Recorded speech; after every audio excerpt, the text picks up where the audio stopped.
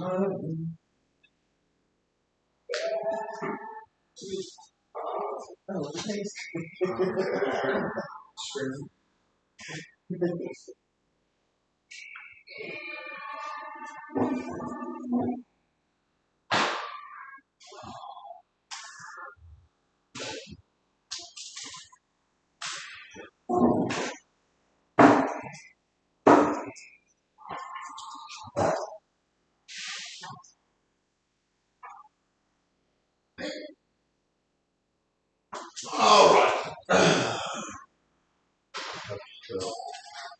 Group session, group session.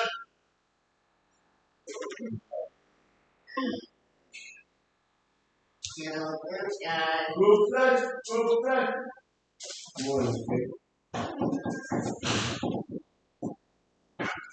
Hey guys, y'all write down like gas, and the stuff that you need, and hand it to me before I leave today, so I can give it to her.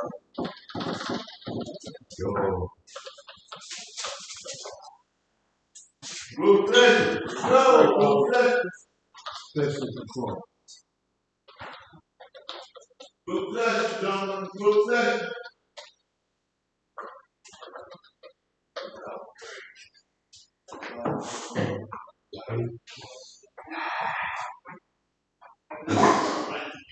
Yeah.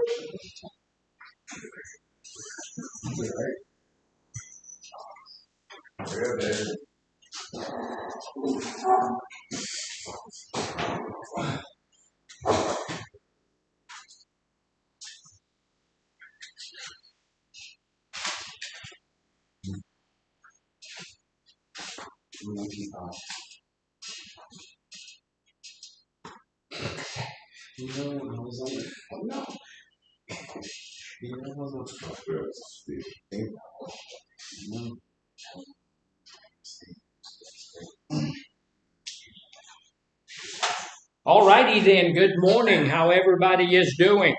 How are you doing? Finer and Frog's hair split 3 ways, right? That's pretty fine. Feeling good, looking better. Glad to be here this morning. Glad to have all of you guys and all of you ladies over there. Let's fill out our sign-in sheet. Make sure it's on the right sign-in sheet, and that we can read it. Now, here's a deal that I learned last week that's really been helpful. If you just can't do it, if you cannot, put your name on the line there where it makes some kind of sense, then just come tell me, hey, that's my signature. One of the things about the United States of America, you cannot tell a person how to write their signature, how to sign their signature. So that's why back in the day, they would say, make your mark. Not all of those marks were the same. That's what showed it a different. People would, if you couldn't read or write, they would come up with a mark that they used to identify themselves. So if you got something that looks kind of like that, and I tell you what, if you ever get an opportunity to take a look at some of my handwriting, you will know that I'm not, chucking rocks at anybody, because my handwriting is not good. My wife yells at me all the time about that, but it doesn't help. My handwriting is still atrocious, but If you cannot do it, just let me. I had a gentleman come to me last week and said that's probably my name. Looked at it and said, "Yeah, that's me." Okay, if I know that, then I know that, and that's okay, right? So, but make sure that most of the ladies do their name so that I can read it. So thank you for that. Same thing though. If you just can't, then just let me know when I come over there, and we'll take a look at it. Today is a couple. There's a couple of things about today that make today special. Today is January the 2nd, 2026. Wow. Yeah, I remember 2020 I remember 2000, the year 2000, when they said everything's gonna fall apart. I remember when the twin towers there were exploded. I was in group, and they came out and told me, "Hey, look, what's going on?" So we shut down group and all of that kind of stuff that day. And 26 years later, we have forgotten all of that. But when we said we will never forget, but we forgot. So going forward, we have to just kind of look at those things. But here's the deal too. Today, the reason today is a real big deal is because going forward, we are ready to go into the brand new year. We do this every year. Most of the time, when we come up with something that we're going to have as a resolution or something, we talked about it yesterday. It doesn't do much good. We lose out on it every time. We don't do it. We quit doing it. I guess every resolution I've ever made on New Year's was, didn't work. So I don't do that. I just make the same resolutions every morning. But what we can do is have some good goals, right? We need to have some goals. And I'm going to tell you this. I had a fella tell me one time, well, I don't have any goals. That's not true. We all have goals. Sometimes we don't delineate those goals. Sometimes we don't write those goals down. Sometimes we don't even know that we have those goals. But look, when I was in my addiction, my goal for the most part was, where am I going to get my next little bit of something, something? When I got sober, my goals changed a whole lot. I have a lot of goals. So, and I'm still coming up with new goals. I have some goals for 2026, and one of my big goals is like you keep telling us, Nathaniel. I want to get closer to my God this year, right? Also, I want to get healthy again. I'm not feeling well. I don't feel well this morning. I'm not okay with that. So Monday, I'm going to be a little bit late. We probably won't be having a normal group on Monday for several reasons. First off, we're going to change these things to where we're doing them all on the television by Zoom. And it's supposed to start this month. I'm not really aware of when that's supposed to start. I just know that it's supposed to start sometime this month. So we'll just get that done, right? The other thing is that I'm going to get some blood work done and all of that kind of stuff. So I just won't be available for that early morning. I will be here. So also, how many people still don't have a book? I still see people without a book. So you still don't have a book. Todd, you don't have a book. You don't have a book either. So, well, you've been here for 2 years. You spoke with your book. Okay, you got one. You got one. Okay. All right. Okay. So we need to, this morning at break time, I'm going to talk to Miss Caitlin about books. We need some books for how many people don't have books? 1, 2, 3, 4 people still don't have books in our group. So that's unacceptable, right? So y'all hold on 2 seconds. Unacceptable. Y'all don't count it up. It may take longer than 2 seconds. Let's go to the sun, Kyle. Let's go to the sun. Let's go. Say 9 o'clock. I thought it was. I thought. Satellites. Satellites. What about Geo track? Jill's still treasure. Is that right?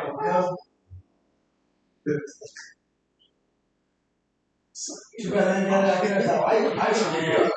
Huh? Too bad they got to like that to go past the ice wall and truck it. Hey, Casey. Actually, they do. I'm pretty sure they do. They do. Okay, so we're working on books for the 4 people in this group over here that do not have books. If you are at North and you don't have a book this morning, we've already talked about it a couple of times, but let the counselor there know. And this morning I'm going to be over there after group for a few moments, and I'm going to need to know how many of you. We need 4. Yes.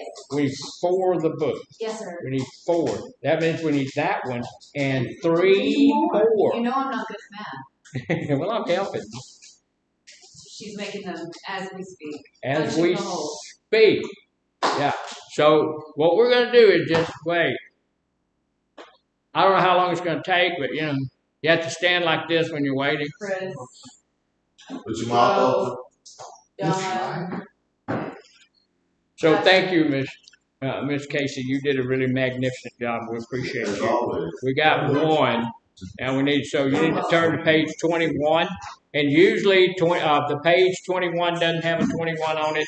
But if you go to page 20 and then go 1 more, there you go. Yeah, you know, I know everybody's a little remiss. Okay. Does it? So somebody fixed it. That's awesome. But you'll see that my 21, my book is old. I've had it for a year or so. My 21 does not have a 21. So, all righty then. So on this look, we're still looking at. You're awesome. You got the better look. So we improve as we go along, right? So on this one, we're looking at our physical health, right? That's what this week has been about. All of these things, this is not weeks, this is stages that we go through. So, you know, we began by saying we had our health. When we're out there using, our health is probably not the first thing on our mind. You know, the first thing on our mind is drugs, right? And stuff like that. So once we get off of them, though, we have to turn around and start thinking about some of the other stuff. So at this point, we should be at a place where we're all the way through this thing, and we've done some good stuff for ourselves. We've been at the 4 place, then we started thinking about it. We then got started planning on it. Then we actually took some action, and now we're in the maintenance stage. What's the maintenance stage? The maintenance stage is pleasing the physical health, but the ongoing effects being made to maintain it. Look at that, proving that he can read like a ringing a bell. Did well. And the deal is that when I get to the maintenance stage, I need to keep my place where I am. Right? I need to maintain that. That's when you have somebody that works for you that's in there. Don't play drums. Don't play drums. Just you're not paying attention when you're playing drums. You got the music running in your brain. Everybody else is watching you play drums. So don't do that. Yeah. Look at the book. Where is your book? Oh, you're helping him to. Okay. But don't play drums too much. Okay. Don't do that. Okay. Stop. Quit it. All right. So here at the maintenance, like you said, you're pleased with your physical health. How many people are pleased with their physical health right now? Good. That's a good thing. We got about 3, 4 people here who are pleased with their physical health. I'm not pleased with mine right now. I'm not being able to work out. I don't feel like I want to feel, so I'm not pleased with my physical health.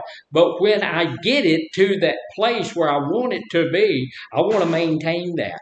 I want to keep that there. One of the worst things that's going to stand against me keeping my health where I want it to be is to become sedate, is to say, okay, that I'm good enough, and to stop at that, right? When I get to the place where I think, hey, this is good enough, and I stop, then at that place, my health is, look, if you don't do something about it, it's going to maintain for a minute, and then it'll fall off on its own. Either we're going up or we're going down, one or the other. So we need to be maintaining our physical health. Taking a look at maintaining that. How do we maintain our physical health? There's a lot of changes we need to make just to maintain it. We need to be doing something. Staying sober. We need to stay sober. We need to stay away from drugs and alcohol so that we can maintain our health at that level we want to maintain it at. We need to be active. We need to get up, move around, do something. Don't look. Sitting is not the best idea. Getting up and leaving group is not that maintaining thing that I was talking about. I'm guessing, sure, that's activity, but that's the one that bothers me worse than anything else. The other thing is, look, and I know y'all poo-poo this all the time, but quit smoking. That is the one biggest thing that you can do to maintain, get yourself healthy and maintain that health. And that also helps people around us. So at this point, we need to maintain that. Our goal for today in the group is to be able at the end of the group to say what my goal is. So we're going to go down through the group here real quickly, and ladies, y'all be thinking about it. Maybe write it down over there. So what's your one goal for this? Your main goal for 2026? Get closer to God. So Todd, what's yours? Getting a nap in group. What's your goal? Go. Yeah. Playing Just. What's your main goal for this year?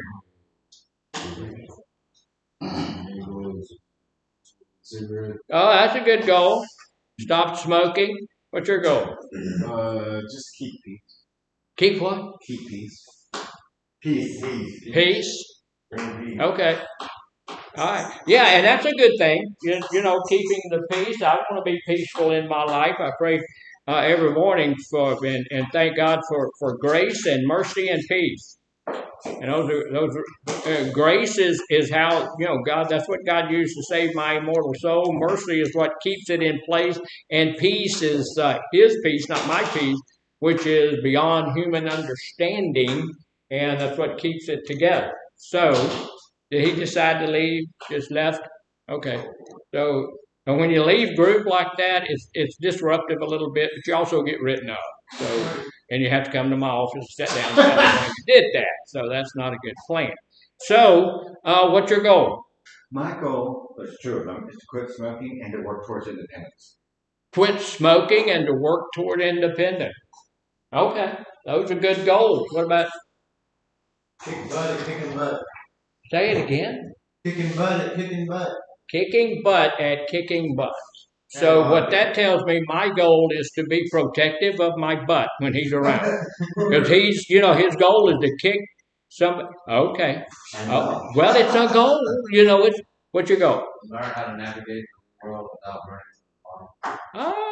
Learn how to navigate the real world without running to the bottom. I've been a bottom feeder to the bottle, but it's the same thing.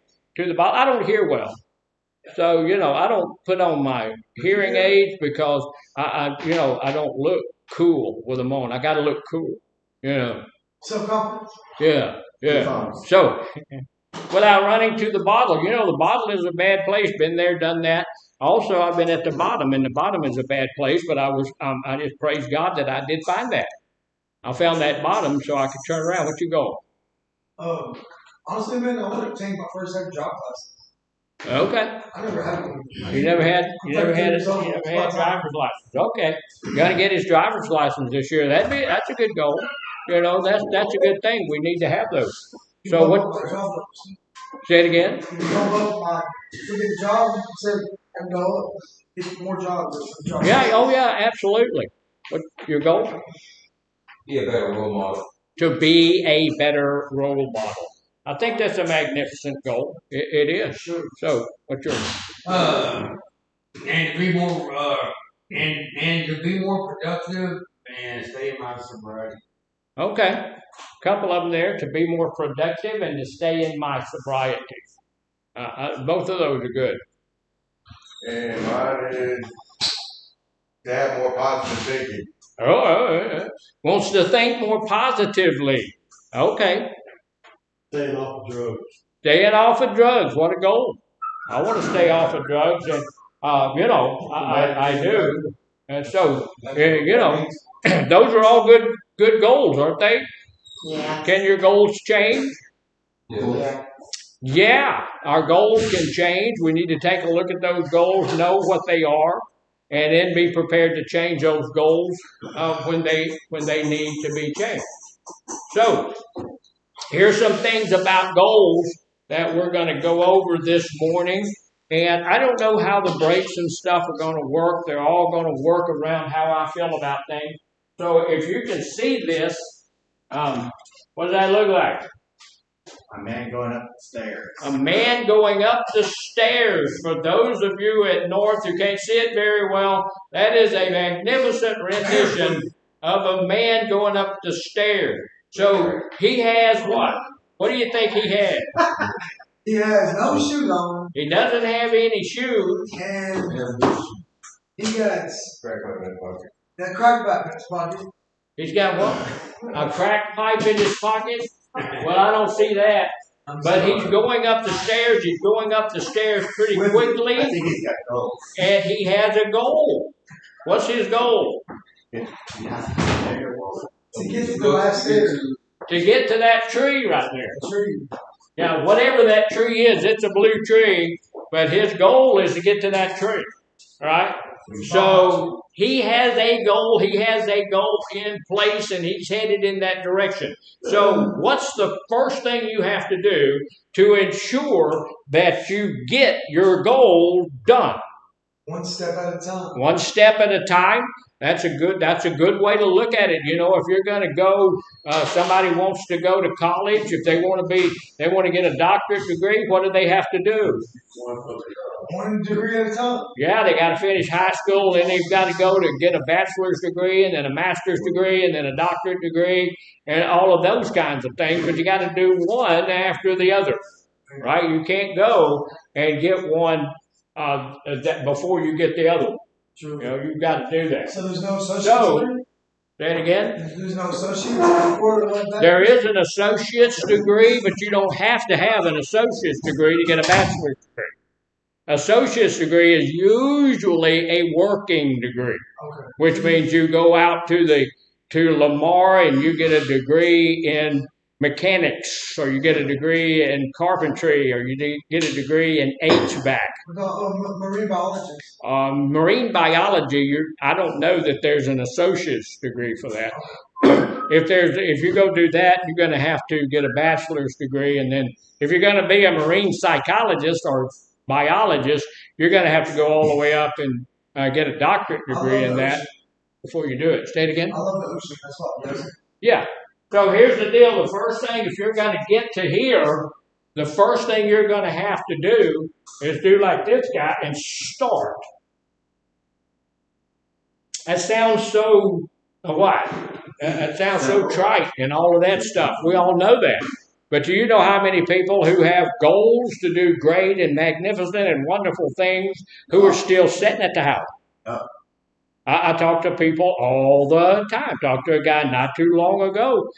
I want to go to college.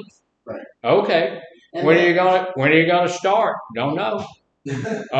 What do you want to do? I'm not sure. Okay. That's essentially me at this point. I feel like that I have too much talent that I haven't had time to actually expose myself. This clarity of exposure to the talent that I actually have, and I feel like I've wasted it. Just a speck of it. Yeah. Well, there's a couple of things I'd like to share with you. Please don't expose yourself here. We've seen about all of you we care to. I know you weren't talking about that, but please don't. And the other thing is, once we get a goal, we see what that goal is out there, we need to start toward that goal. Right. A couple of things about that. We have to start. You have to move in that direction. If you don't move in that direction, you will never reach your goal. There are people, What's the highest mountain in the world? Everest. Yeah. How many people? How many people get to the summit of Mount Everest every year? 2000. How many? I don't know. 10. 10, Less than 200. hundreds of people. It's no big deal anymore. I mean, they just walk up there and they've got a thing made up there and they get you to that and you can just walk up to the summit and say, but they passed by 3 different people who have died on that mountain. So you can still die on that mountain, but right now it's turned into, it's not that big a deal. But if your goal is to get to the summit of Mount Everest, you have to start at the base station. And even farther back than that, you have to start by getting on an airplane here and flying over there to where the base station is. And then you have to get there and you have to pay to go up there and you have to have guides. You have to do all the things you have to do in order to get up there and walk up there with the 30 other people that's going to do that. Right? So the second thing here is lots of people. So there's thousands and thousands of people who never get started. They never start. They know they would like to do this. They would like to be that, but they never start in that direction. The first thing that we need to do, the next thing that we need to do once we start is to get determined. I'm going to do this, determined. I'm going to be determined to do this. If I'm determined to do it, what does that mean? That you're willing to put the effort in. That you're willing to put the effort in. That when there's something that needs to be done, you have to take the initiative to do it. You have to take the initiative to do it.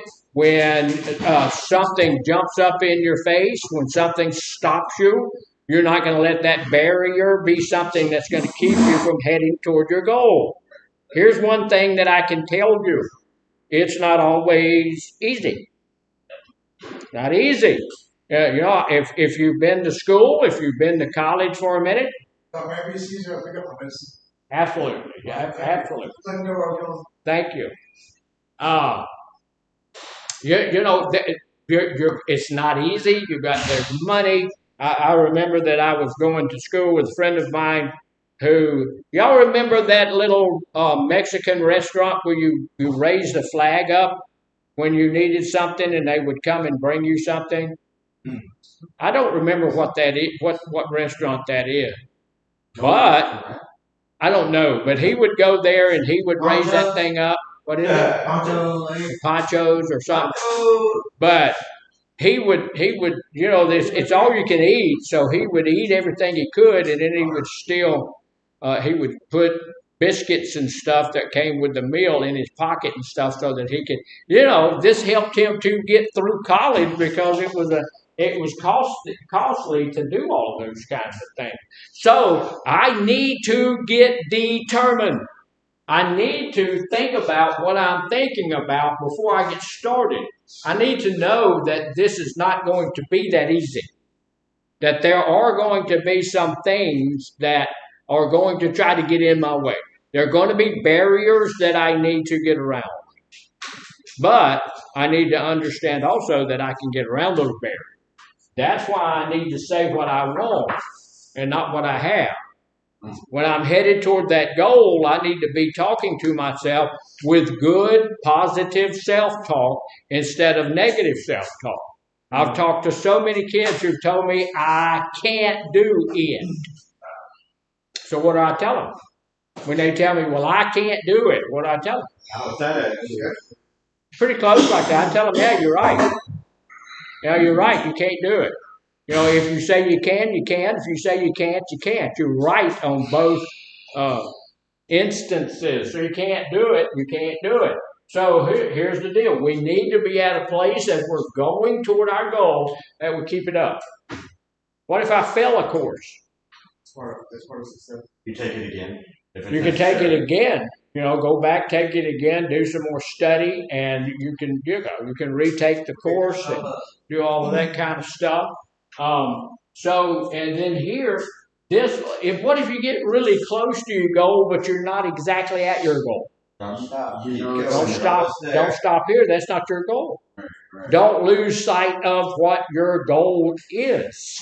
Yeah, if you want to be a doctor, if you want to be a medical doctor, and nothing in the world wrong with being a PA or a nurse practitioner or something like that. But if what you're looking at, what you want in your life is to be an MD, don't stop at nurse practitioner. Don't do that. Because that's not your goal. So don't stop where it seems good enough, because that's not where you're going. My goal is never to be.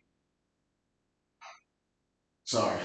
It's just interesting to me to actually watch a person have a fit and grow. I just haven't seen that. No, my shoulders hurt. My shoulders Ah, hurt. it hurts because you're doing this. Yeah, stop doing that. It won't hurt so much. So don't stop before you get to where you're headed for. If I'm going to Dallas and I stop in Beaumont, it ain't the same. Not the same. So here, once I get there, look, I can say I made it, right? I'm headed in that direction. I've made it. I'm at a good spot in my life. I've gotten to that place where I want to be, right? Mm-hmm. Okay, I have a doctorate degree. It was not easy to get. It took me about 12 years to get to that place. But I will tell you, one of the things we need to know, it is possible for everybody. I'm a guy, I'm in recovery. I lived under houses. I was homeless. I was hungry. I didn't eat for days at a time. But my title is doctor because I went in, I got those degrees. Right? I did do it. It was not easy. I came to a place in my journey where they said, you have to do statistical studies. So I did those statistics. That's the worst thing in the world. The man who came up or the woman whoever came up with statistics should be burning in the deepest and darkest part of hell. That is nasty. They're just bad. For me, and I know some people that statistics are nothing. But for me, I have a friend I don't have a friend, I had a guy that used to work for me. He went to college, had a master's degree in counseling, and his average was 4.0. And so in his statistics, he had a 4 point. He had made it all the way up. Now that's fantastic. But you made it, you got what your goal was. But one of the things we need, what is this? Thirst? Is that thirst for? It says there's more. There's more. There's more. The stairs keep going if you want them to. I'm looking right now at completing another master's degree that I've started just because I want to. But there's more to it. It would enhance my career if I wasn't about to. I'm at the last part of mine. I'm not 22. I'm 72. So I don't know if I'll ever finish that degree, but I'm gonna be working on it. Right. So, what's a big deal about goal setting? It gives you a clear, goal to head towards. Yeah. Keeps you on track. Keeps you on track. Gives you a clear idea of where you're going. All of those kinds of things. There's some things I want us to look at before we get done here today. One of the big things that I want us to do is to dream big. Y'all know I'm a pastor. I've been in a whole bunch of little old churches in my career, and a bunch of those little old churches, their whole goal for being is to meet again next week. Not to grow, not to be a real, fundamental group of people who are doing something great for God. They just want to be here again next week until they all die off. That's not much of a goal, is it? No. And getting up in the morning, not dying today. That's one of my goals because, I don't want to die until I have to hold out to the 14th when I have my little procedure, but I want to croak before then. That's kind of a goal, but that doesn't need to be my goal. I need to have a goal that outstrips myself, something that's bigger than me. Eating today is a goal of mine. You know, it is. I didn't eat anything this morning because I thought I was going to do some blood work today, but they're not in the office down there, so I'm not. So right now at break time, I'm gonna go get me some tea. Yeah, a little something, you know. And then look, you know, but my goals in life are bigger than who I am, bigger than something that I can easily accomplish each day, right? So we need to, the very first thing is to dream big. Most of us, when we're coming up with goals that we have to write down, we're coming up with something that we know for a certain fact we can do. Yours is a little vague. You know, your goal is a little vague, so we don't know if we can do that or not. But most of the goals are pretty much things we can do without a whole lot of effort. We can do that. You know, I can get that done. So what we usually need to do, or what we should be doing, is coming up with a goal that outstrips me. I want something, I want to dream big. What that does is gets me out of myself and puts me where I need to be with other people, with God. And look, one of my goals is to stay sober. That's a big deal. That's a big deal, and that's a big goal. Yeah, you guys in here, and you ladies, we know how hard it is to stay sober, right?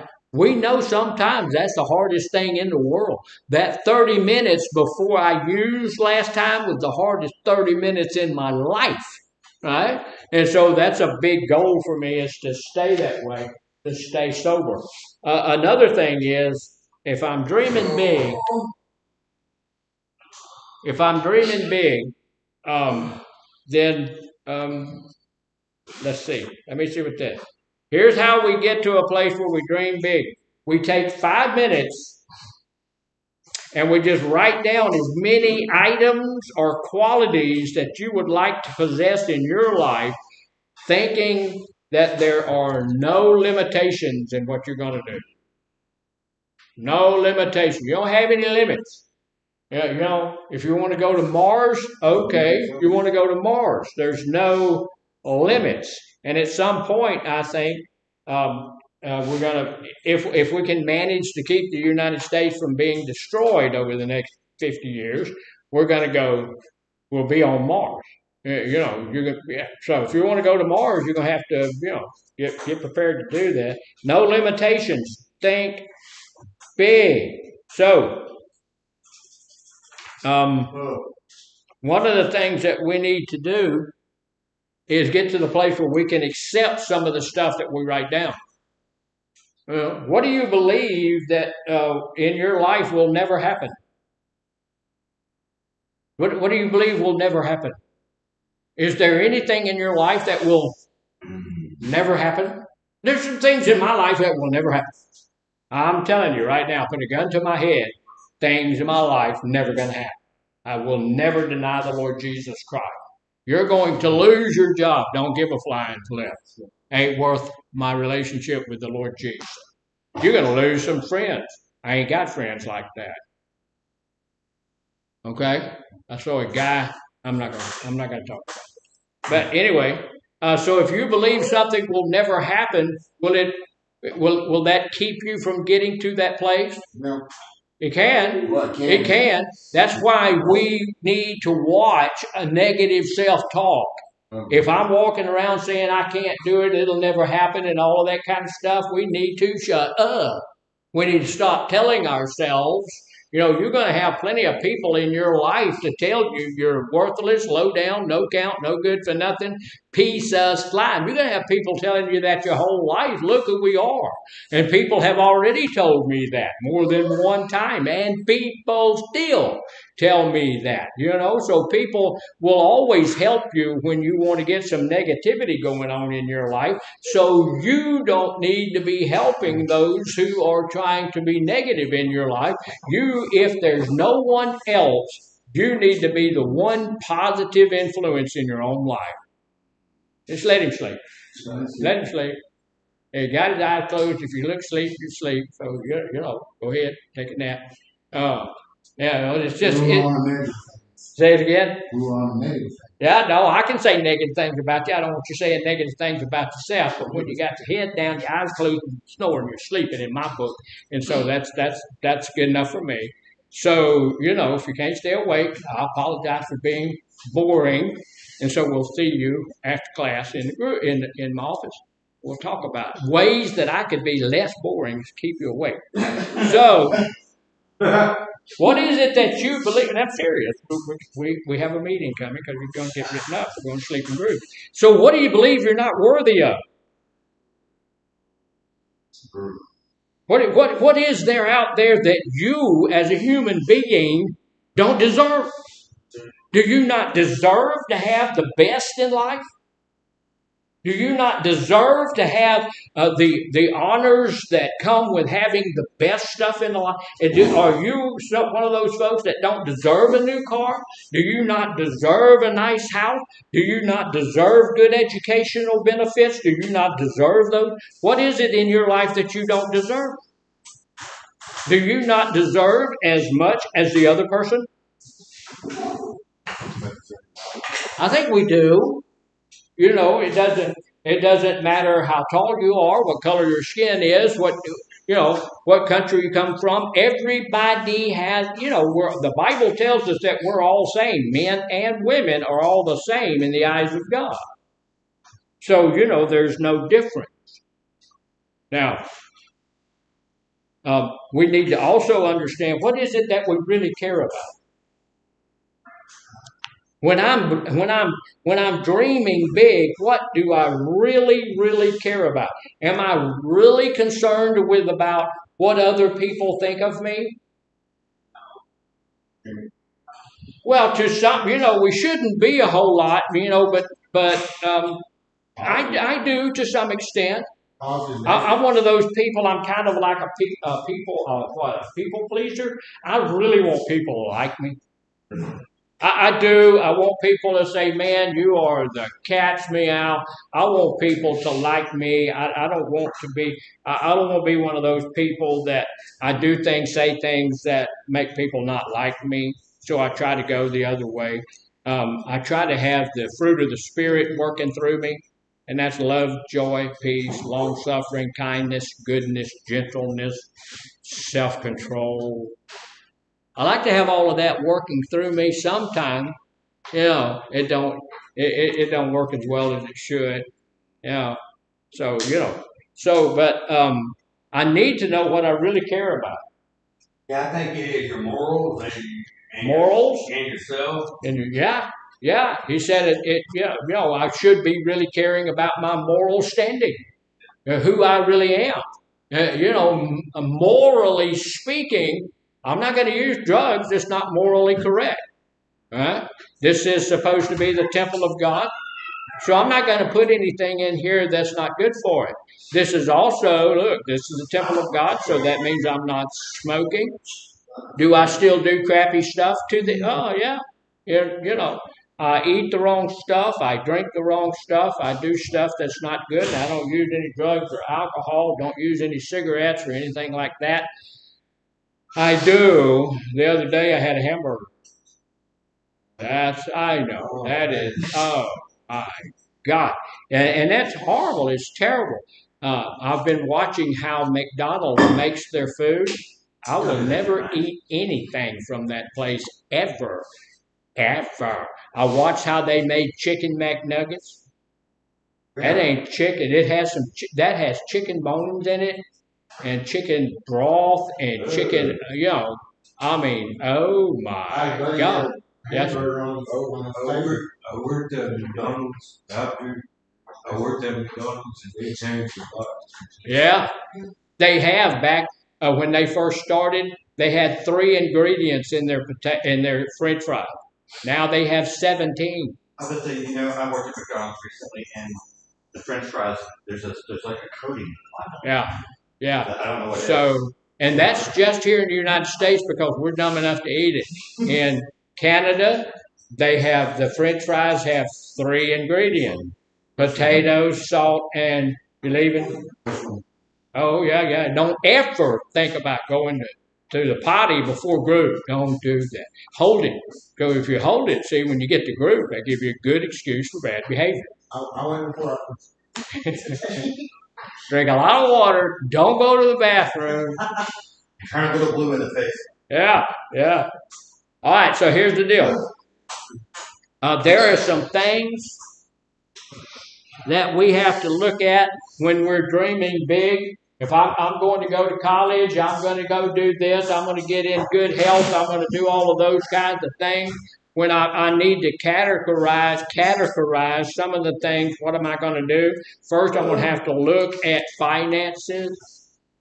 You know, if you're going to go to college, you know how much it costs? Lots and lots and lots and lots. You know, you can go to college and you can go out here to Lamar and something like that. It doesn't cost you all that much. You can go to some of these colleges, cost you $200,000 for a bachelor's degree. But you can go to a college online, cost you $10,000, and you both of you are working at the same job. One's trying to pay that off, and the other one's trying to, doing well. So another thing that we need to be categorizing is spirituality. How is whatever my goal is going to affect me spiritually? Some people, that's not a whole, they don't pay a whole lot of attention to that, but I'm going to tell you what, if you're going to go over here to this school, there's some schools out there I would not send my dog to.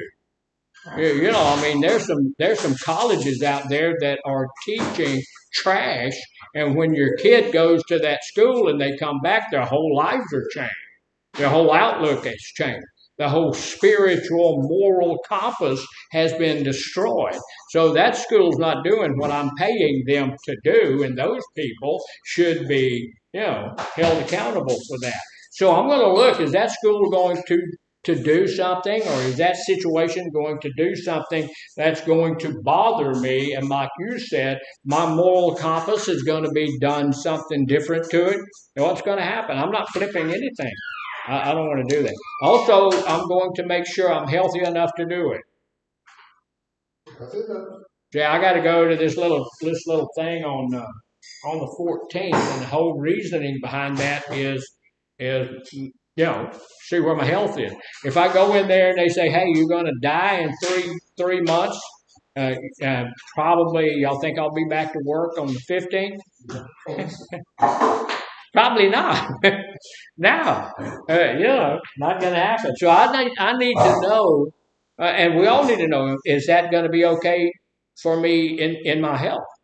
I want to make sure that I'm healthy enough to get to that goal. Yeah.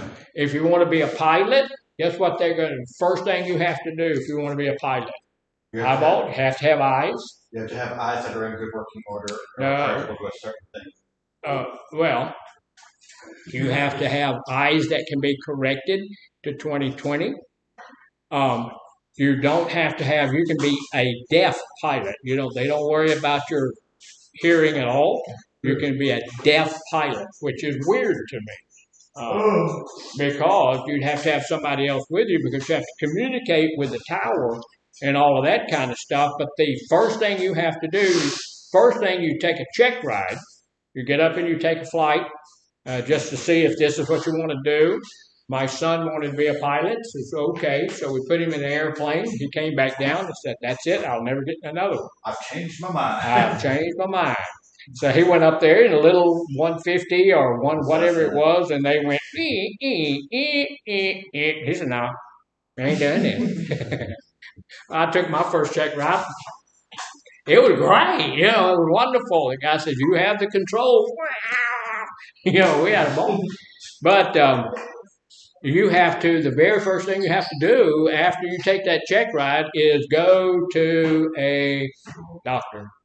You have to go, they have aeronautical physicians, people who know what you need, and they'll give you a checkup, and they'll go through all of that kind of stuff before you can do that. So you need to check with your health to make sure your health is going to be what it needs to be. You need to make sure too that whatever you're going to do, if it's going to college, if it's going to do here, if it's going to cost you all of this kind of stuff, that you're going to be able to enjoy what you're doing. How many people enjoy school? I like learning. Sometimes I don't like school, but I like learning.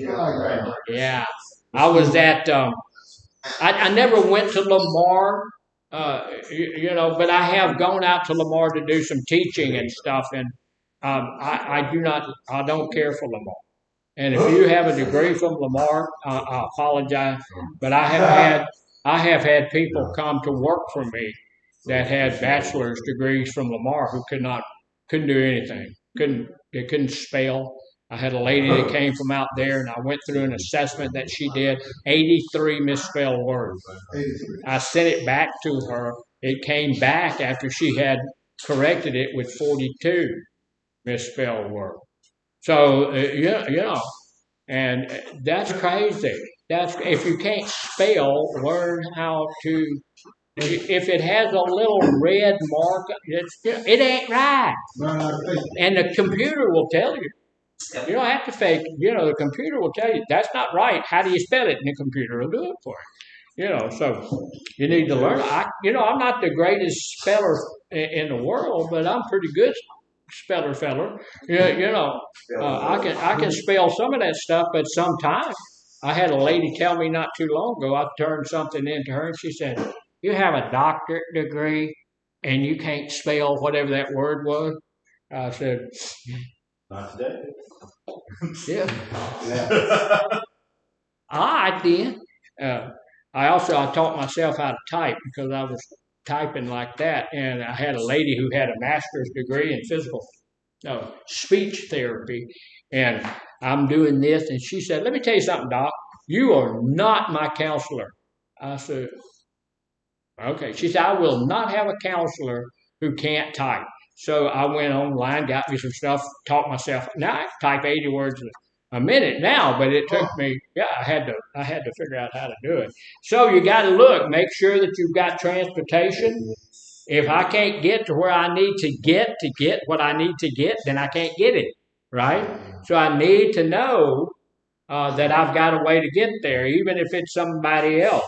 I need to know whatever I'm going to do, I need to have the education to back that up, right?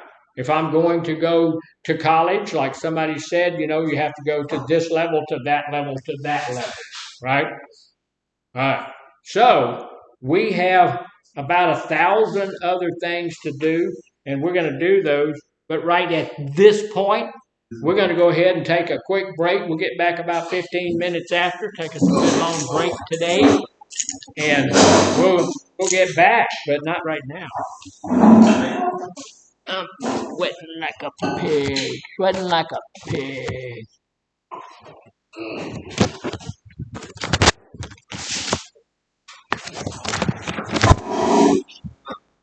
Sir? Somebody that's gonna help me out. What do you mean? Oh, great. If you let your counselor know.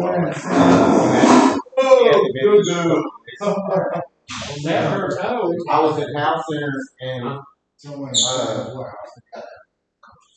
he was there with me, and he runs his own server home. And that's something else. That's something I think. I don't know. That's something I might like to do.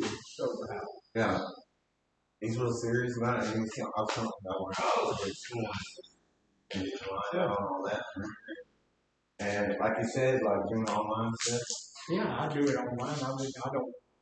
Those people, they can't affect you as badly if you're not in their face. Yeah. And also you can work around the job. Do all that stuff. Yeah, and like I'm telling you, the people who went to Harvard spent $200,000 for that master's degree is working in the same office that somebody who went online. I think what you said.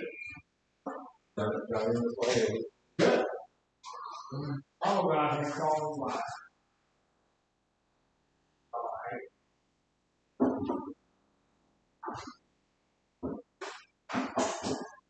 Bum, bum, bum, bum.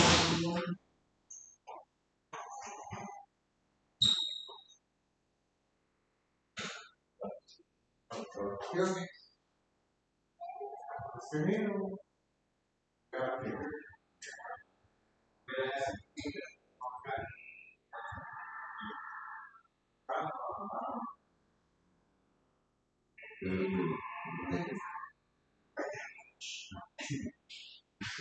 There we go. Yo. That's figure it. I do not. Because that happens. I'm like, you go. Oh no, I mean, I'm not worried about it. It's just I understand what I've done with your question, but I said yes right now. That's okay. I was trying to partially give them away also, so like it's you know, it is nice. Alright. But I just gotta stop saying yes. It's like, but I find it's easier to not smoke if you don't smoke. Only you take one drag, that's it. Also,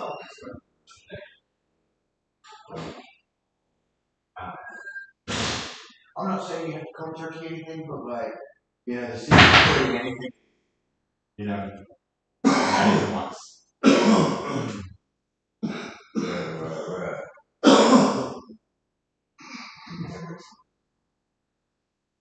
Not one more time, not now, not ever. That's pretty much, you know, the secret to quitting things. It's easier to say than to do, but it's still true. It really sucks about addiction and stuff when you go through like cravings that nobody here I've heard talking about. Is time dilation is a very real thing.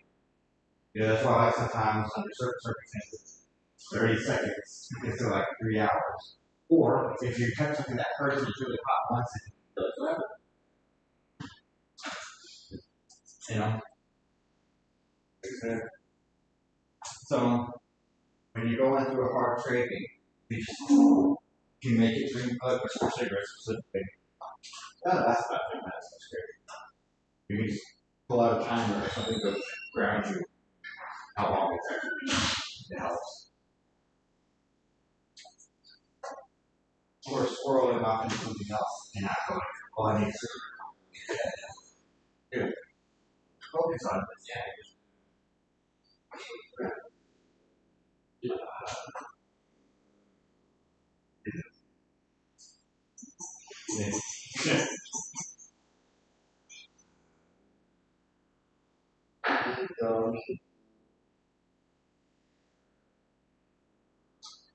Other girls at noise, you know what that is.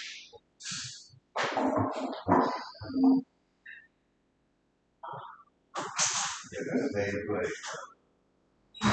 Crazy. Man, that's a great looking kid out there. He's a great little kid out there. One problem. Stop telling somebody business. Oh, you know what I'm saying?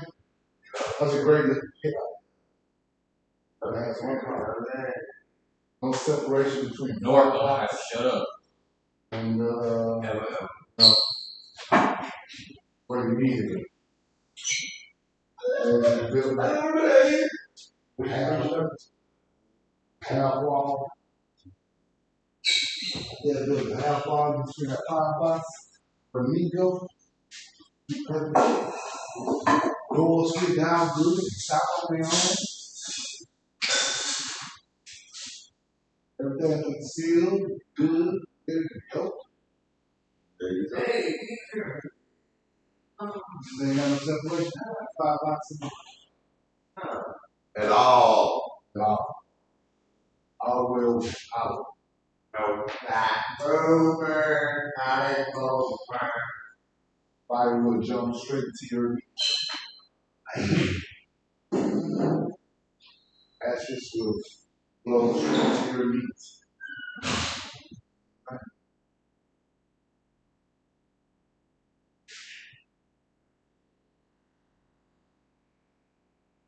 Well, that's not. It's not a big problem.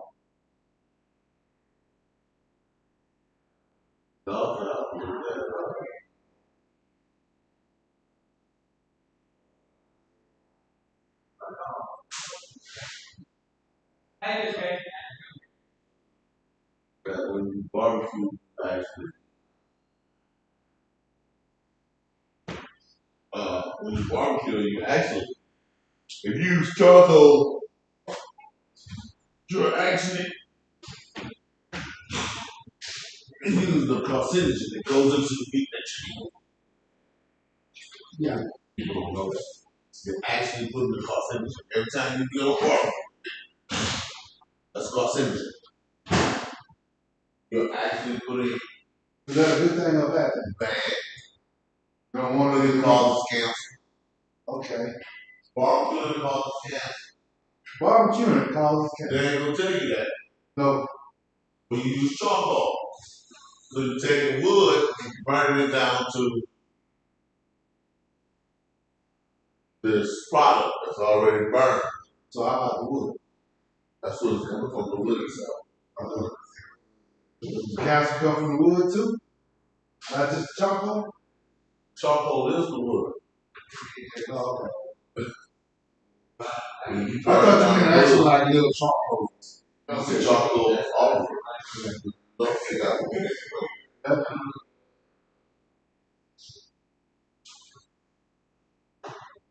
But I can go get a glass of water and show you that you're drinking shit water. Of course. That's refined. You'll see little pieces of fiber floating there from the top. Stop it. What's school for that, man? I was really not fishing. Yeah. So yeah. Stop it, man. So we got fishing right here. Say. Ruining the club. Ruining it. Damn it, man. We'll never look at bottom the same. We'll never look at bottom the same.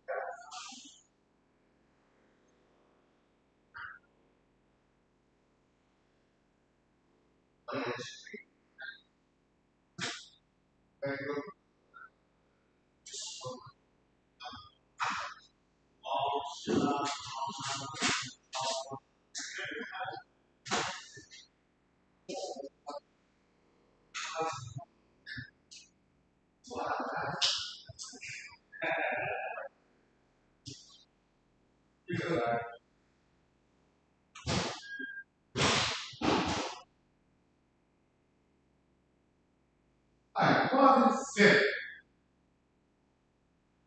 Eyewitness names. I said nothing. Today, on today's segment, I went down to churches. So you got to be back. He did 15 minutes. 30 minute break. But you about 10, 15. 15. I'm not trying to get sleep. Other than already.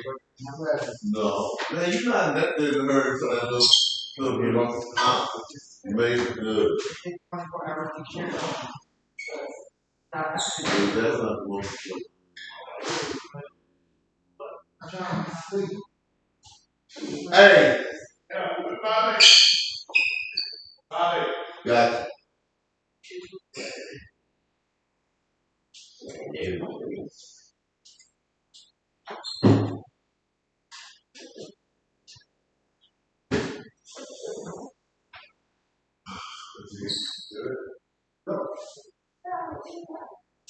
All day.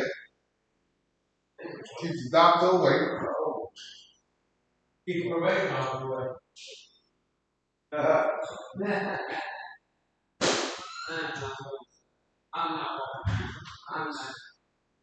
not doing it. I'm just crybaby. I didn't want to be crybaby. I know.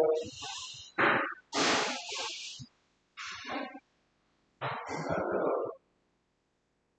It ain't easy to get greedy.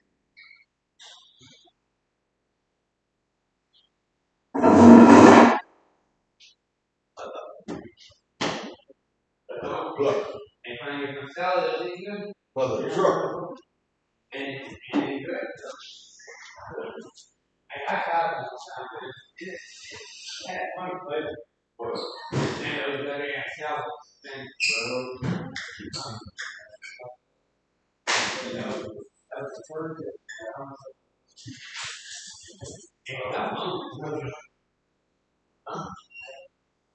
Tell her, y'all see Jacob, tell Jacob. Huh? If Jacob outside, tell him to come meet me in this, who? Jacob. Jacob.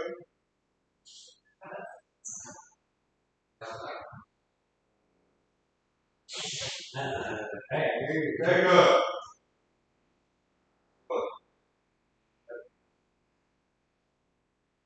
Hey, outside, Mark. What do you say? Here you go there.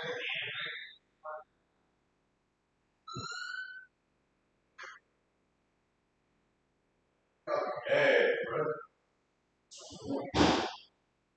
Get out the motherfucking gas, David. About each one of your 50 Ah!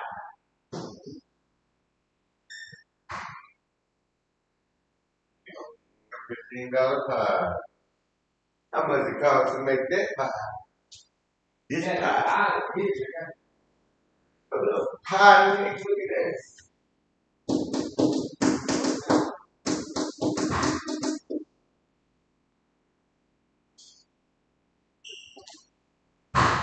Turkey mix, man. Find them. Get your money. Why ain't my mother? Now I guess you keep them in the face.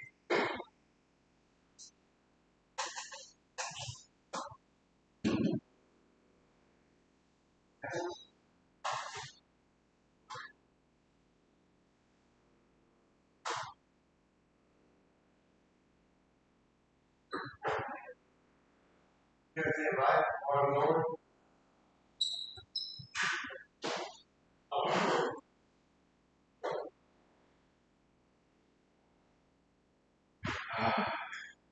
Lit. Oh, man. And you have milk. They got milk. No. And I have butter. All that money.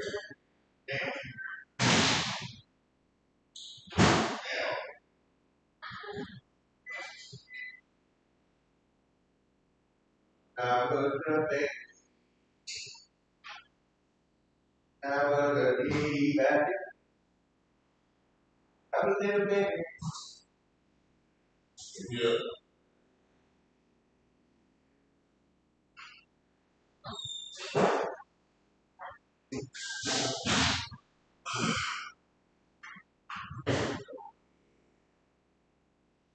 Back. Oh, we don't need it.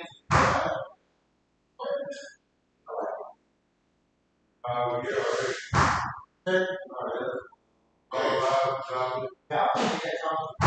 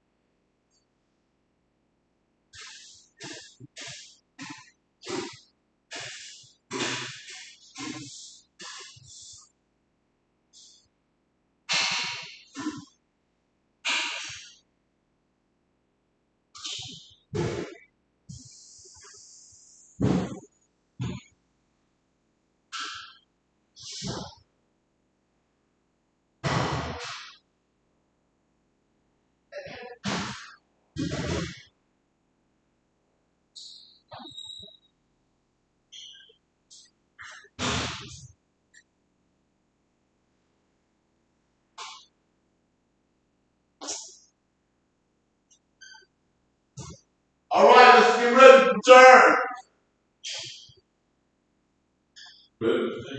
Got about 5 minutes there.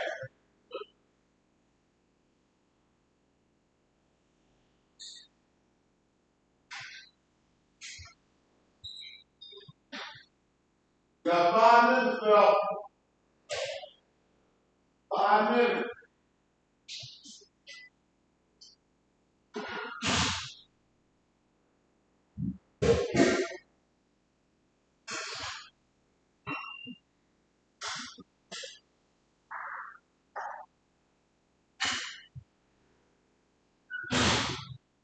Oh, what's up? Good. Nah,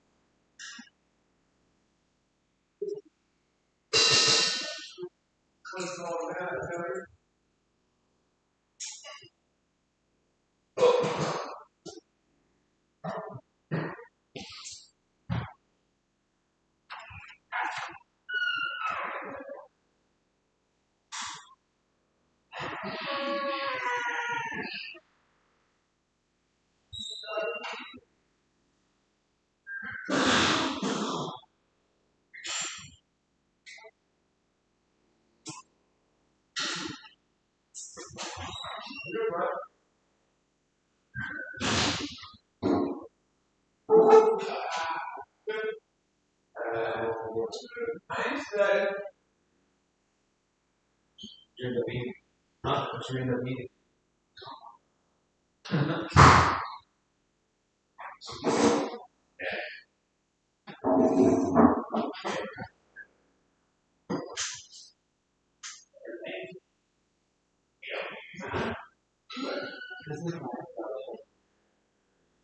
They do. They came out the back. Well, it came out of the cell phone. Huh? Oh, let Yeah.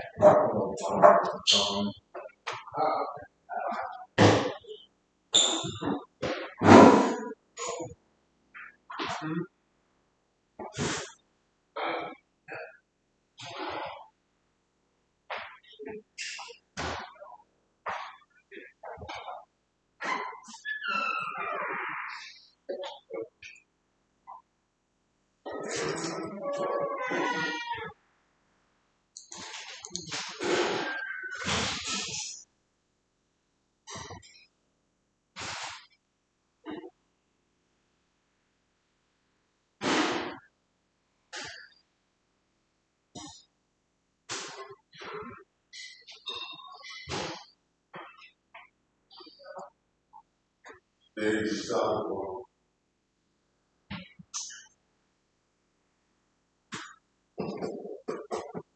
Hey.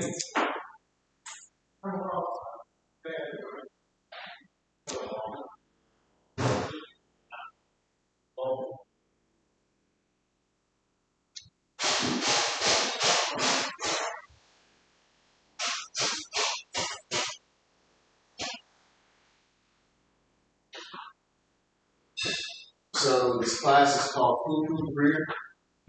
You know the teacher's right there. I know he's going to be telling you about how to wipe his butt. Ain't that right? You have a meeting in that office, you don't come out a changed man. Oh, God. How I was Later there. about this topic safely and gracefully, I did not always set still. But of course, every dish, every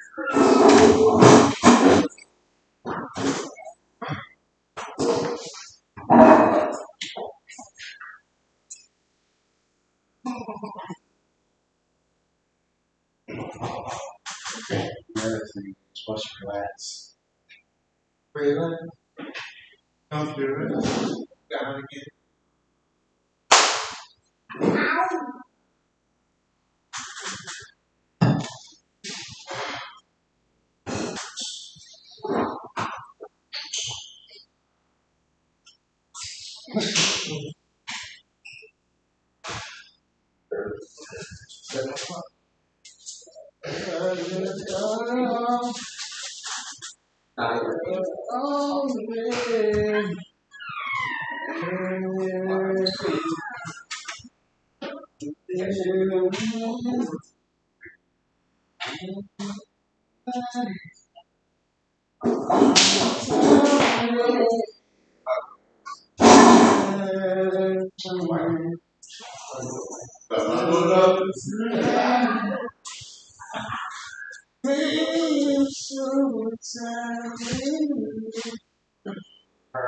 Man, more than almost anything, I wish you could sing.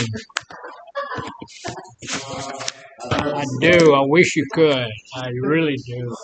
I know. All right, we're back.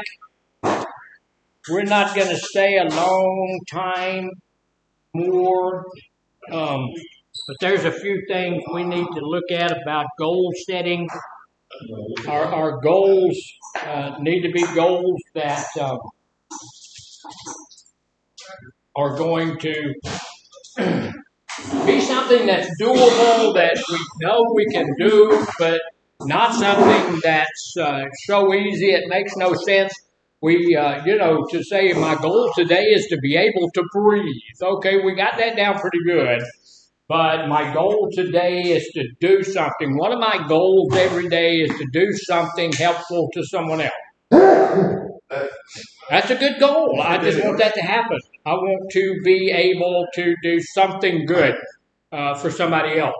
This is one of the things that we did at the Christmas party. For those of you who were there, the boss gave everybody $60 and said, "Give it away." Right? So to people you don't know, just something good that you can do for somebody else. So that's one of my goals. That sometimes it's hard to do something good for people. Sometimes people are not really appreciative of you doing something good for them. So we need to categorize things. We need to know what it is that we need to look at as we're making that goal, as we're planning to do that. And then we need to prioritize. What's the difference? Being organized. Well, being organized is a whole big part of it. Yes, It's in order. it's in order. Prioritizing, categorizing means these are the things I need to look at. If this is the category, I need to look at all of these different categories, see how they're going to be affecting my goal, seeing how my goal is going to be affecting them, see which one of them has to be in place for my goal to become real, and then prioritizing is which one is most important, which one has to be dealt with first, and then going from there. When I prioritize things, very first thing on my priority list is God. If this is going to stand against my beliefs, I'm not going to do it. If there's a school out there, look, and most of us are still, or most of you are still young enough to have kids and stuff like that. If you're going to send them to college, check it out before you send them. Check it out. Do they believe the way you believe? And if you believe the way they believe, and if they're simpatico there, okay, send your kid to that school. But if you're going to send your money to a school, When I send my money to a school, I want them to teach reading, writing, arithmetic, and some kind of trade, whatever it is. If they're going to be a doctor, I want them to train them how to be a doctor, right? I don't want them to train them in their idea about how we should be spiritually or something. We have churches for that. We don't want to do that with those guys. So prioritize this. We need to place what we want first. We need to have that there. Yes. Yeah, I was wanting to know how you spell prioritize. How do you spell prioritize? I got that right here. You know how I know? It's right here. See? Yeah. PRIORITIZING. Prioritizing. Get it lined out. Which one's the most important to you? One of the big things, God's most important thing. Second thing is money. I got to know how much that's going to cost. Also geography. I need to know where that is.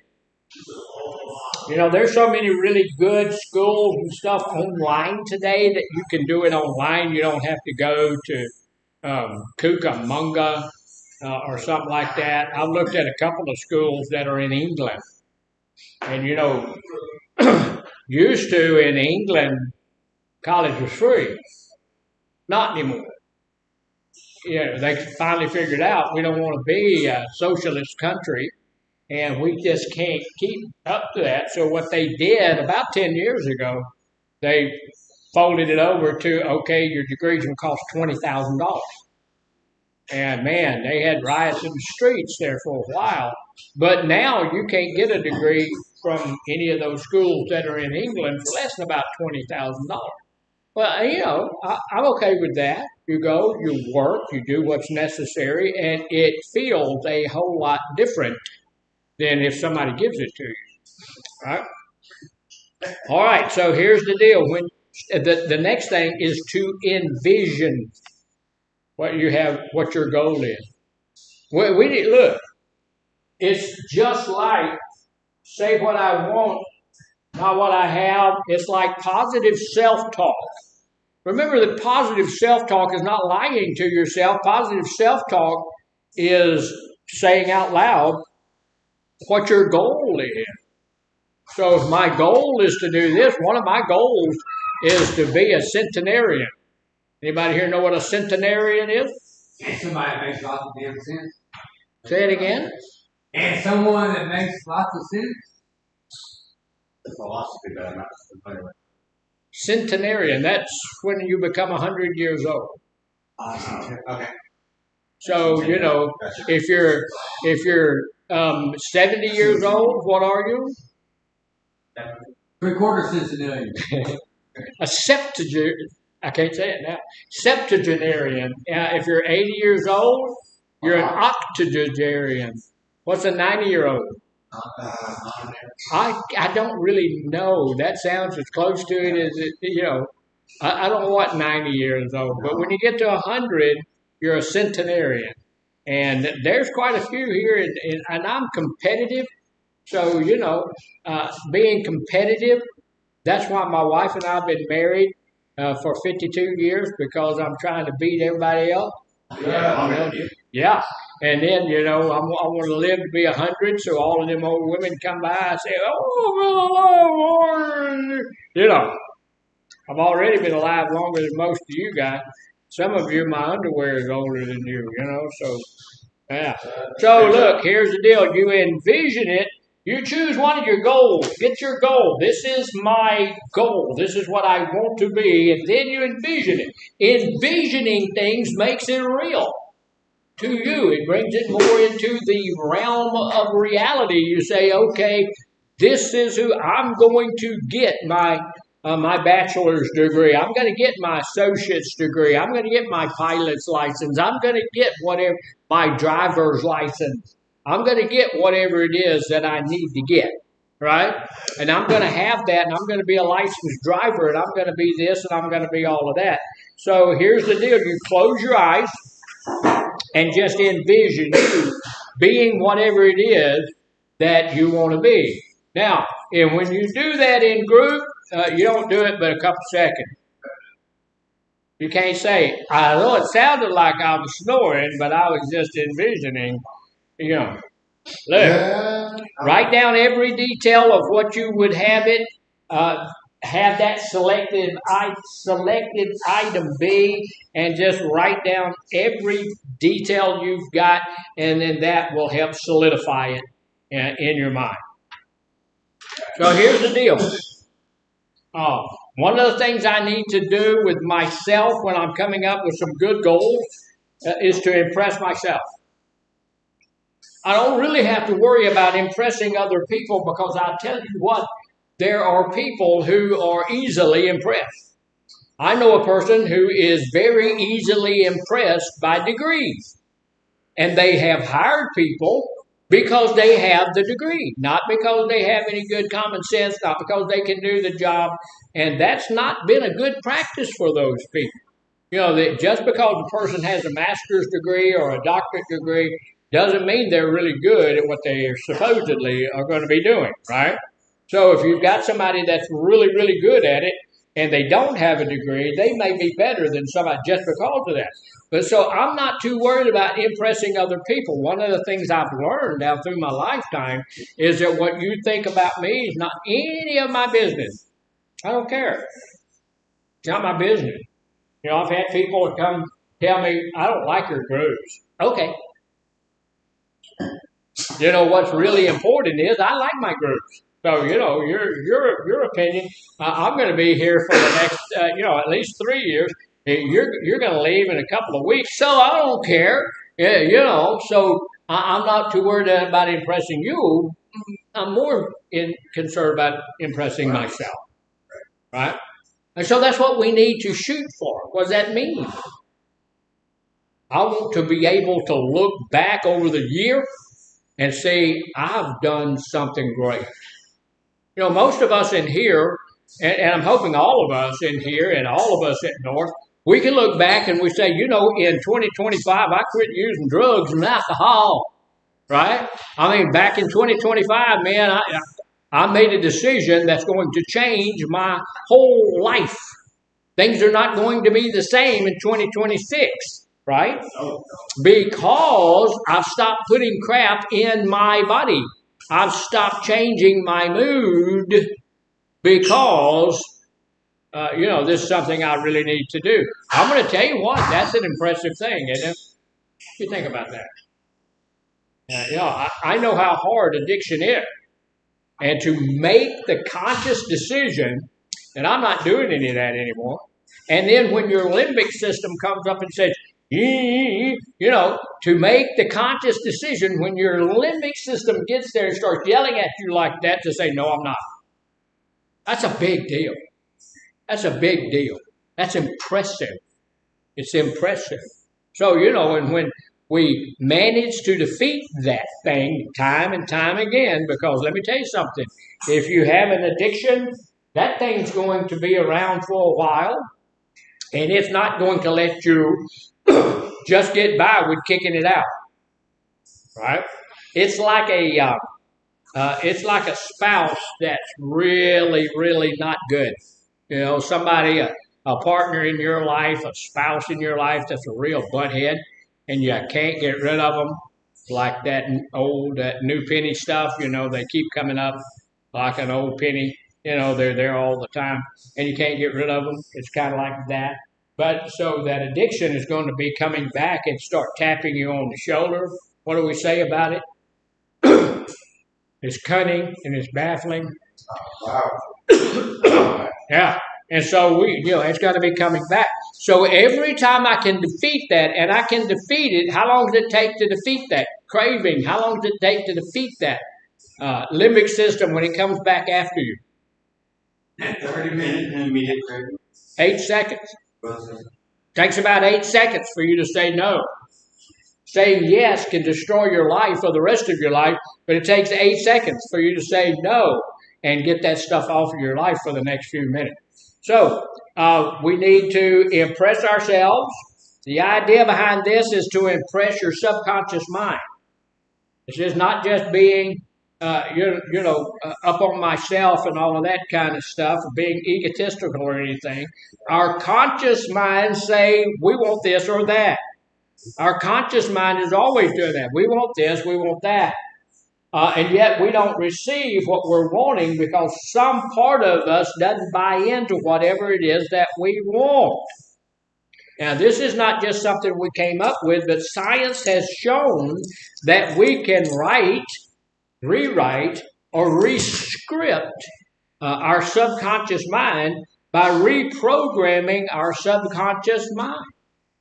Our subconscious mind is the one that will lead us to relapse a whole bunch of the time, but if we can rescript it, if we can change it, then we can keep from doing that. One way to do this is to create a positive self-statement that produces positive feelings when you say it, think it, hear it, or write it.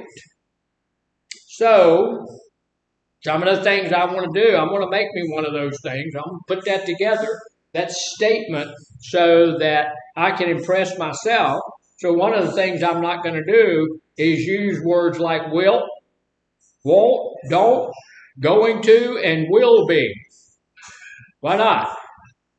Why not? You obviously know because you're not paying attention, so why not? Well, then tell me why not. You don't know. Okay. It's because we want to keep the sentence that we're going to come up with for ourselves in the present tense. Well, all of these other things, I will, or I won't, or I don't, or I'm going to, or all of those things are something that's going to happen in the future. And we're not talking about things that's going to happen in the future. I want a statement that speaks to me right now, today, right now, at this moment. So I want to keep that sentence, whatever it is, in the present tense. And it has to be about you. So I'm not going to say something like, people are going to love me. That's about other people. Right. And here's the deal. Are other people going to love you? They might. Some of them might. There's a couple of 2 or 3 of them that might just find you the most exciting person they've ever met. Ever. But probably 90% of them know. What was that? Ever. Ever? Ever. Ever met. So, and you have to use your own name. Then you have to use the word now. So, the statement has to be about you. To write a statement about somebody else doesn't work. You're not going to say so-and-so now loves me. Because that's not going to work. This will not work. But what you could say instead is, I have a great relationship with so-and-so. When I say that so-and-so loves me, that puts it on them. When I say I have a good relationship or a great relationship with that person, then that puts it on me. And I have to do whatever I have to do to make sure that my relationship with that person is what I want that relationship to be. So, that's not going to guarantee that somebody loves you or anything, but it is going to produce results in which, when you are with so-and-so, things are a whole lot more enjoyable. You're going to do the things that you need to do to make that happen. I'm going to be a good student. Is that right? Is that well? Is that the one you should use? Is that a good sentence? No. Why not? What is it? Future tense. It's future tense. So what should I say? I am a good student now. I'm a good student. Now, I'm a good student. Right now. Yeah. Herschel's a good student. I am a good student. Herschel's a good patient. When I go to the doctor, I am a good patient. Herschel's a good husband. Herschel's a good dad, granddad, great-granddad. I'm a great, Herschel's a good friend. I'm a good friend. You got something, if there's something I have, you're my friend, you need it, come get it. My wife, day before yesterday, I told her she bought some cheese stuff that was too hot to eat. Human beings can't eat it. Dogs can't eat it. Threw it against the tree and the tree died. You know, I mean, it's hot. All right. So she sent me to the store to get some of that cheese, you know, the block of cheese, what's it called? Velveeta. Velveeta. She sent me to the store for some Velveeta. They didn't have nothing, no Velveeta. So she called me back as I'm leaving the store and she said, go to Barbara's house and get some Velveeta. Okay. So Barbara is her cousin and her best friend. So I went over to Barbara's house and she gave me a whole box of Velveeta cheese. But she's Linda's best friend. And if she had, you know, if she has a need, then, you know, then they're going to try to fulfill each other's need. I told Miss Barbara, I said, you need to let her know that this is not Barbara's five and dime and make sure that she pays you back. And she said, oh, she will. She'll pay me. She's got to do it. So it produces those kinds of things in us. It has been found to be very, now look, it does sound kind of weird. Y'all hear a while ago when I was saying Herschel is a good dad? That sounds kind of weird. It sounds really, maybe not to you, but it sounds really weird to me to use my own name in a sentence. We don't do that, do we? We don't do that. Now, somewhere over in England, they do that. They use the third person pronoun for themselves, you know. And that's a little bit weird, but for us to do it, it's really strangely weird. But again, science has shown that it's very powerful if you put your own name in a sentence or a statement. When you make a statement, you put your own name in that statement, it connects it into your subconscious and it stays there. So it makes sense. It's important to do that. Y'all remember me talking about tetrahydroquinone? That's the stuff that hides in your brain. There's also another place in your brain up here where everything that you've ever done, if you've ever looked at pornography, it's hidden in that little spot in your brain. If you've ever done anything illegally, it's hidden right there in that spot in that brain. You'll never, ever forget it. If you did that, you knew it was wrong. It'll be there in your brain. You're never going to forget that stuff. It'll come back up from time to time to time. When you use your own name in a sentence, it deposits that right here. And so when other people say, man, you're a good dad, it doesn't deposit it there. When you say, man, I'm a good dad, it doesn't deposit it there. But when I say Herschel is a good dad, it deposits it there. Why is that? I don't know. God made us that way. That's just how that is. You know, if you don't believe it, somebody say that, then we'll cut your head open and get into that brain part, and you know, we'll see if it ain't in there. But you know, we'll have to have somebody do that. Here's and look, and I know sometimes this sounds a little bit strange, and you don't have to do it in when you're in a crowd of other people. You can do it in the morning and when you're looking in the mirror, or you can do it at night before you go to bed or something like that. Using the word now also deposits stuff in that same place. The word now it works that same way. So you can say Herschel is a good dad now. Herschel is a good father now. Herschel is a good husband now. Herschel is a good facilitator now. You know, and that doubly deposits it in that same spot, so you will never forget that. So the next time you get around your children, that's going to come back up, and when your kids are being obnoxious or stupid or whatever they are, that's going to come up and say, well, I'm this my whole being is this. This is who I am. I'm a good dad. So I need to beat the snot out of it because I'm a good dad. It also works with mommy. So I'm a good mom. You know, so I need to do those things. And that helps my goal to go. You know, I'm a college graduate. Herschel, you know, when I say I'm a college graduate, okay, it doesn't stick. Herschel is a college graduate now. So that puts my goal in perspective, and it puts my goal where I want it to be. Herschel is a pilot now. Even if you're not, see, that's the same thing as the positive self-talk. You may not be that, but you're headed for that. And when you plant that the way it's supposed to be planted, it's going to work for you. And here's the deal. Here's some affirmation examples. We need to be affirming ourselves. Do y'all notice that every day when group is over with, I say, thank you for a good group. Y'all did really good today. Why do I do that? I am giving positive affirmation. Yeah. And so we're supposed to be giving positive affirmations to ourselves because not everybody's going to. You're not going to get that from everybody. So, my goal is to get more healthy. So I, Herschel, now feel healthy and energetic.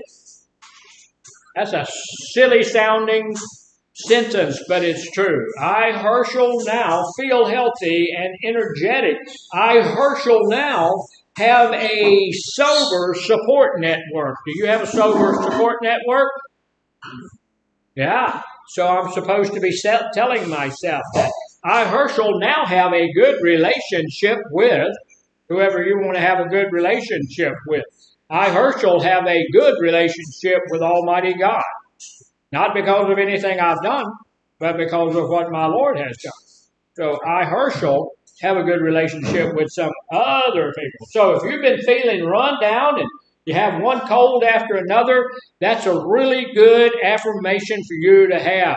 I, Herschel, now feel healthy and energetic. And it's just that positive affirmation is going to bring that to you, and it's going to actually happen. Is it magic? Kind of. It actually happens. You say that to yourself and you drink more water and you'll be fine. So, you now have a good relationship. You put your name in there first. I, Herschel, now have a good relationship with whoever's name you want to be in a good relationship. It may be useful if you have a damaged relationship during your youth with a family member, co-worker, or friend. Anybody have anybody that you've damaged because of our youth? I have. There's been people in my life that I have damaged badly. But I Herschel, now have a good relationship with that person. I have some of these I don't have a really good relationship with yet, but it's coming. So I sometimes, instead of saying it that way, I say I, Herschel, now have a better relationship. Now, that's not perfect. That's not the way it's supposed to be. But that's what I do at any rate. So, we need to be doing, that's going to help us with our getting our goals really quickly. We need to be also itemizing all of the stuff that we know that we need. If I'm going to do whatever I'm going to do, I need to have I need to itemize it. I need to put it down. I need to know each thing. So here's the deal. What do you need? What do you need? Put that down. What do you need? Like we talked about, we need finances. We need transportation. We need support. In what order do you need them? You have to decide what steps will be needed to achieve the goal. What do you need? What kind of supplies do you need to get that goal done? Do you need tennis shoes? If I'm going to get in better health, do I need tennis shoes? Maybe so. I may be running, so I'm going to need that. You need time. You need to figure out when you're going to do it. You need tools. You need people to help you do some of those things. What do you need? List everything that you need. Put the items in numerical order according to which one you want to obtain first. So, how are you going to obtain the finances that you need to go to school? I'm going to get a job. I hope. You're going to get a job? Okay. Play the lottery? Get a job. Get a job. Get a job. Where am I going to get the money for the lottery, man? Get a job. How much time will you need to obtain the first one, then the second one, then the third one? Most of this, almost all of this, comes down to making a plan before we get out there and try to do something. Bible says a man doesn't build a house lest he count the cost. Figure out what it's going to cost me, how I'm going to do it, where I'm going to go, what I'm going to need to get there, transportation, all of that kind of stuff.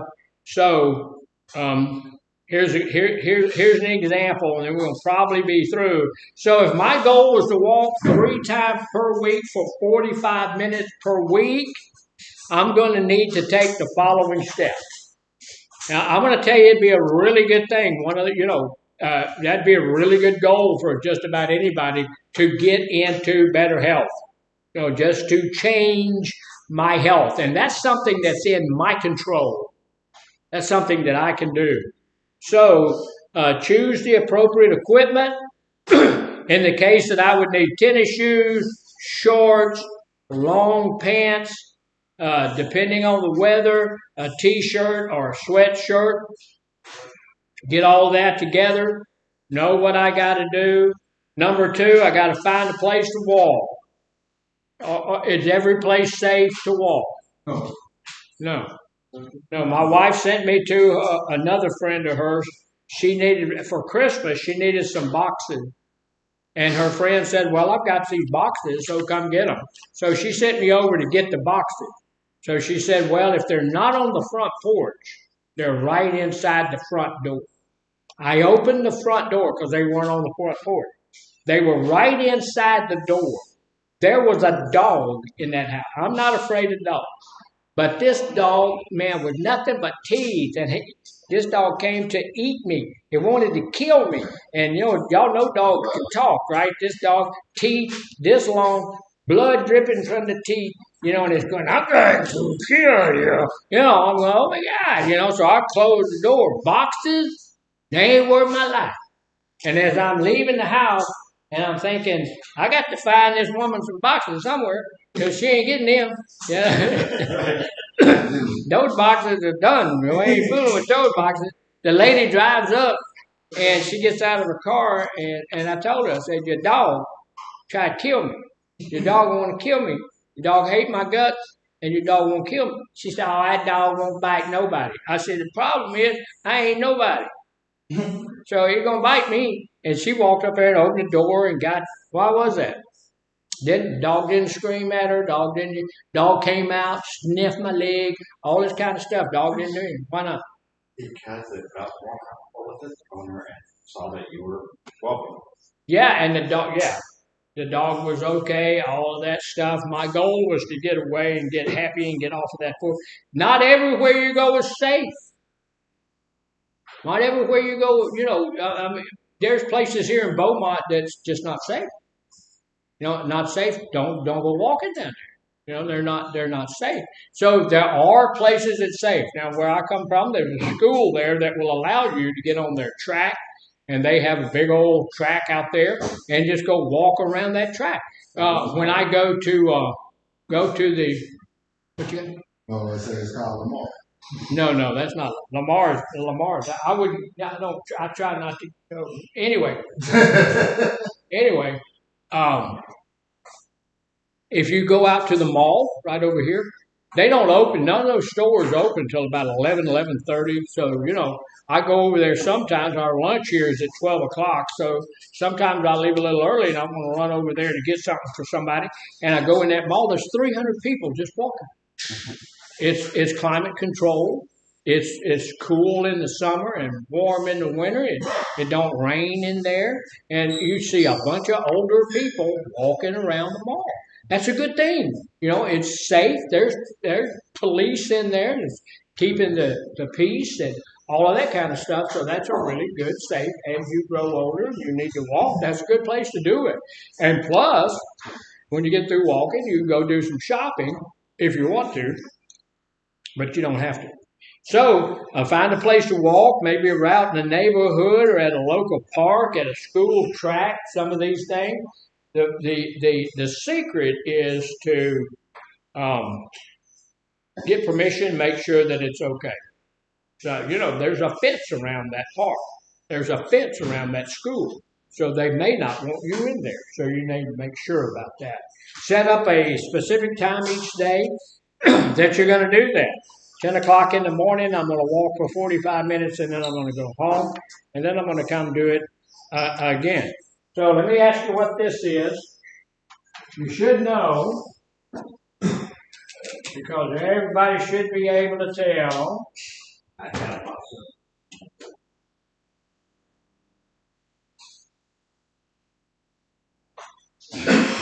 What's that? What is it? Kind of like a snake, maybe? No, it's Sound like a snake?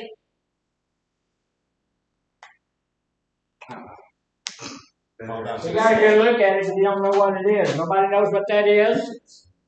It's a long, squiggly thing with crosses on the eyes. That's a deadline. Okay. That is a deadline. Get it? A line, dead. Get it? A dead. That's a deadline. And it's the hard part about all of this stuff. We need to set the date, make the commitment. You need to set a specific date that you begin your goal, begin working toward your goal. And if you need time to set each step, set a reasonable date for all of those. Have a deadline. This is going to happen by this date. Going to happen by this date. Okay? That helps us stay on track. It helps us continue to do something, get it done. If we don't set a deadline, we won't always get it done. So, I want to go over this real quickly, summing it up, set the goal, focus on what you want, not on what you don't want. Write a positive self-statement. Read, write, and say the self-statement. Set the date for each one of them. Follow through and be persistent. Here's 5 facts about goal setting.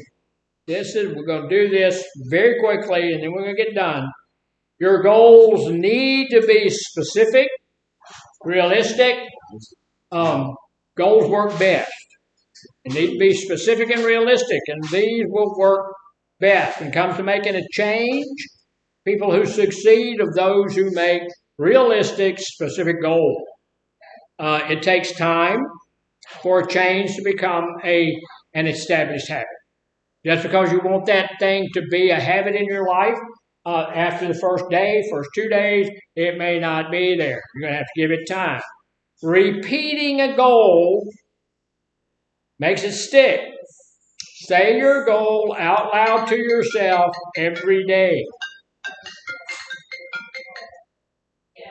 Say it to yourself every day. Here's a thing that really I had to beat into my psyche. Pleasing other people does not work. You will never, ever be able to please everybody. So, there's a song we used to sing, had something to do with that. I can't please everybody, so I've got to please myself. So that's what we're looking at. Pleasing other people don't work. The key to making any change is to find the desire within myself. That's why we say, hey, look, if you're doing this for anybody other than yourself.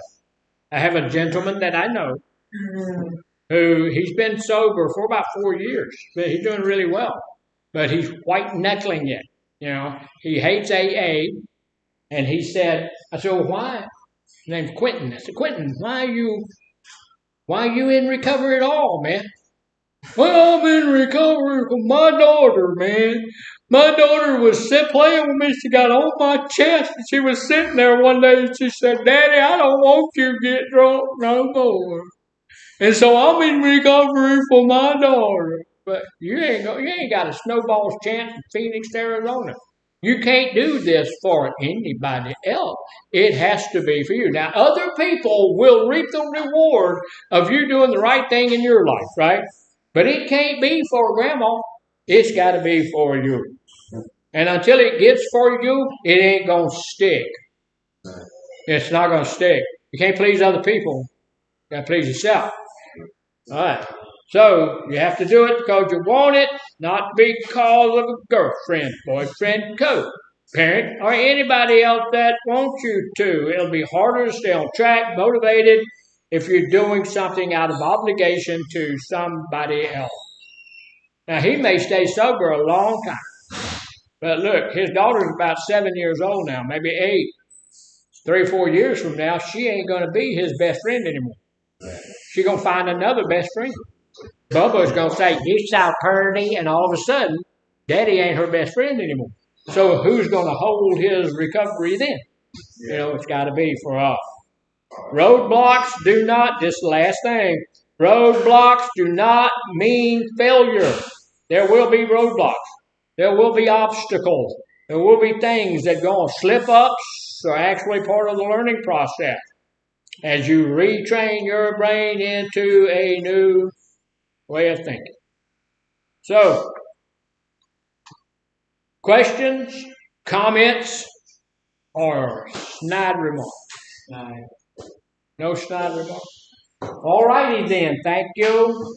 You did fairly well. Only 2 people slept through the group, so I appreciate that. The rest of you were good people, and I thank you and all of that stuff. So I will be over there. Thanks, sir. To north, pick up stuff over there in a little bit. Thank you, ladies.